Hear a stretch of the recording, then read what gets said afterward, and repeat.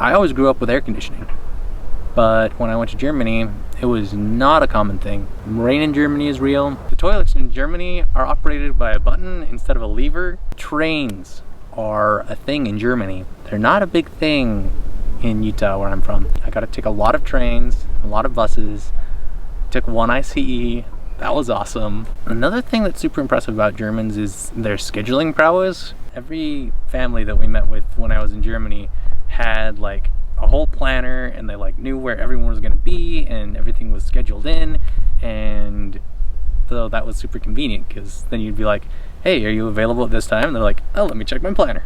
No, but it's because of this specific thing, and if we did it like 2 hours earlier, then we can make that work. They use a lot of Z, and there's a bit of an U sound for und. Z is a great letter for a German to use in English. Maybe that's because it comes more forwards more often. Every S before a vowel in German, that becomes a Z almost. So that's the ones that I've heard. Talking to some drunk people several times at a train station. Those conversations were always interesting. My favorite foods from Germany.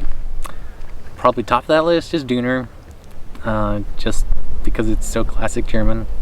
Maybe it's only classic German because I was there as an American, and Americans are all about fast food, and Döner is like the fast food of Germany.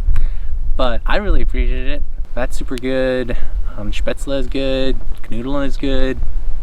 Basically all potato products are good. We did get drenched a couple of times. I also got snowed on. Apparently in like the middle third of Germany, where I was spending most of my time, it's gotten less and less snow the last couple of years. But while I was there, we got snowed on. It didn't stick to the ground, but it was a thing. Also, I was converted to sweaters in Germany.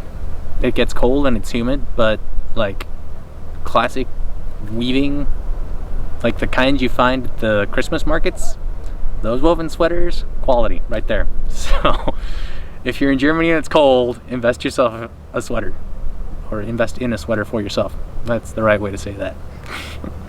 One of the guys I was living with, they ran out of food. What they had in their apartment still was peppers and cheese and mushrooms and a package of Brötchen, little German rolls.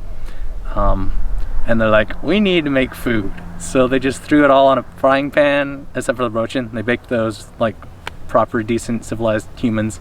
And then they stuffed the pepper, mushroom, cheese inside the Brötchen and ate it. And it's actually super good. I would recommend it as something you could try when life is giving you interesting opportunities. People were usually pretty open to like chat with you if you started a conversation, or even just looked like you were bored out of your mind.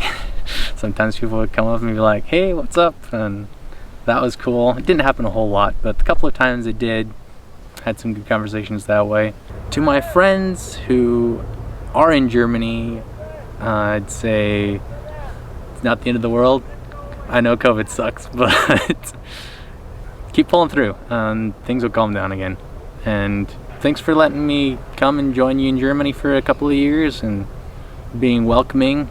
I appreciated that.